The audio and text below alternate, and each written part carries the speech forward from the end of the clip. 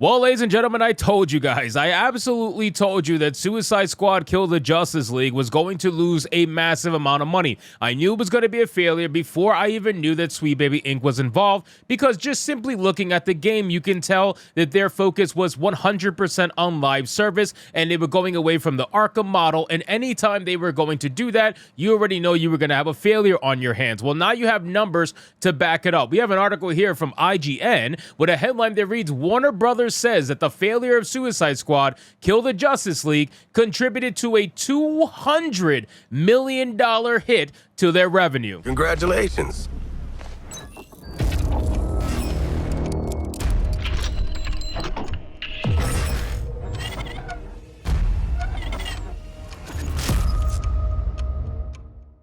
Yes, ladies and gentlemen, a $200 million hit. That is an astronomical number. I mean, my God, I think the only thing that rivals this amount of money lost is probably Marvel's Avengers from Square Enix, and probably their Forspoken game too. I mean, lucky for Warner Brothers, they don't have a back-to-back failure like Square Enix did. They had Hogwarts Legacy that made them a lot of money. Well, it looks like all that money has now been lost on Suicide Squad. So let's get into this article, guys, from IGN. But of course, before we do, if you are new here, just consider hitting that subscribe button. I would greatly appreciate it, and like the video to push us out into that YouTube algorithm. It says Suicide Squad Kill the Justice League has disappointed Warner Brothers Discovery, an owner of developer Rocksteady, to the tune of a $200 million hit to its revenue. Reporting its Q1 financial results, Warner Brothers Discovery said that its game's revenue declined significantly as a result of a tough comparison with last year's best-selling video game Hogwarts Legacy. Suicide Squad Kill the Justice League generated significantly lower revenues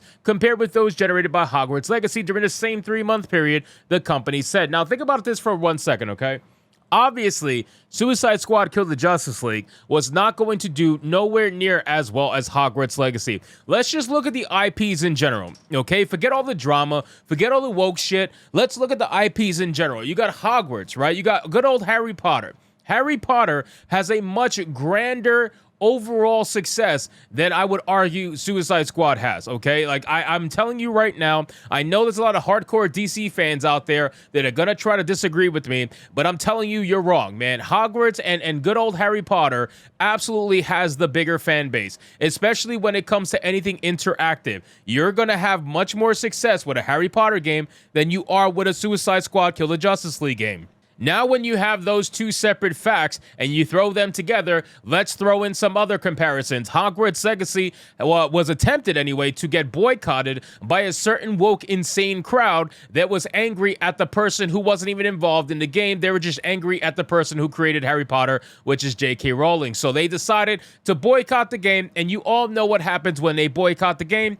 That's correct. Absolutely nothing. Fuck all happens. If anything, the game does much better when the woke leftists decide to want to boycott it. That rallies everyone else, the actual majority, to go and buy the game. So Hogwarts Legacy, on top of being a good game, was massively successful because of all the people who were trying to, stick it to the libs by buying the game. Now you got Suicide Squad Kill the Justice League. Unfortunately for them, they partnered with Sweet Baby Inc. Even if you ignore Sweet Baby Inc. and pretend as if they did absolutely nothing, which is what they want you to do anyway, and we all know that's not true, you're going to get a whole bunch of different information regarding that. But besides that, it doesn't matter.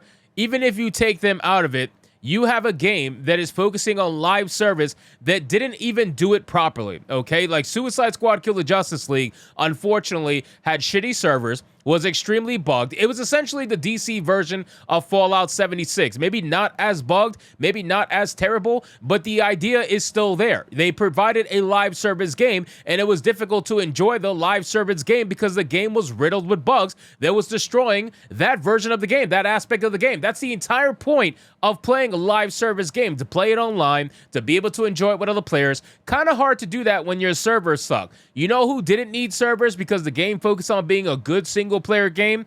Hogwarts Legacy.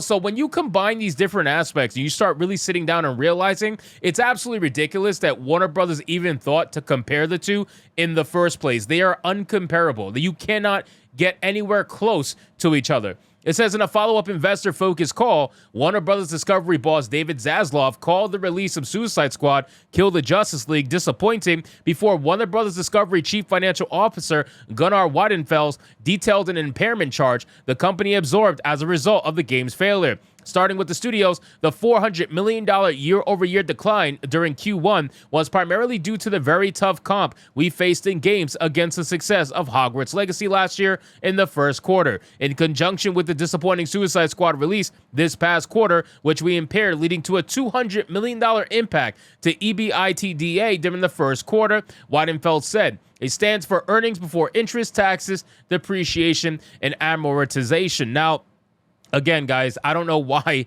they would even think that they would come anywhere close to Hogwarts Legacy. I know, like, in terms of business, you have to comp to your last year no matter what. It doesn't matter if it's a massively successful game and that's going to be your excuse. You need to look at yourself from within and understand why any follow-up game wasn't as good.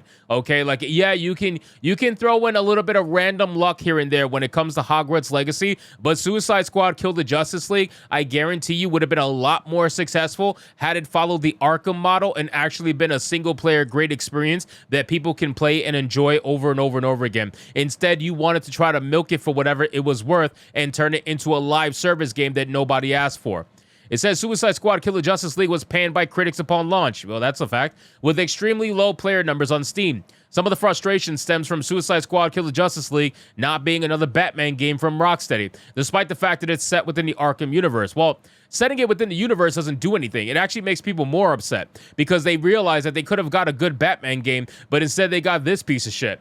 It says the developer's Batman Arkham series is much loved by fans, with 2011's Batman Arkham in particular held up as one of the greatest, if not the greatest, superhero video game of all time.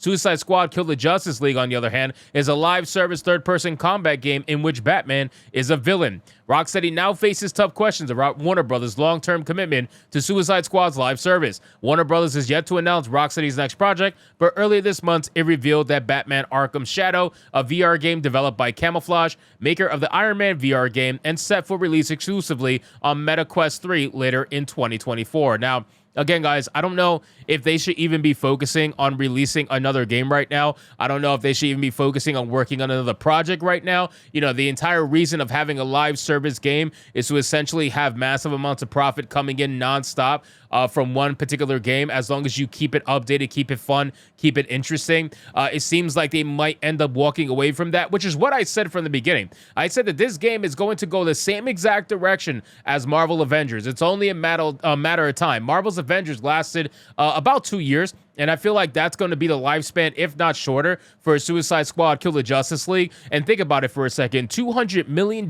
fucking loss. You know how long that's going to take to make that up, ladies and gentlemen? It's going to be ridiculous. You can spend all your time trying to do this live service game and making it perfect, but I highly doubt you're going to make up that $200 million anytime soon. I just don't see it happening, and they're probably going to end up realizing that it's not going to happen either. So don't be surprised in the future, probably the near future, if you hear about this game being killed off at some point. So anyway, guys, thank you so much for watching this video. I hope you did enjoy it. And if you did, consider leaving me a subscribe. I would greatly appreciate it. Don't forget to like the video, comment, let me know what you thought, and I'll see you guys on the next one. Hypnotic out.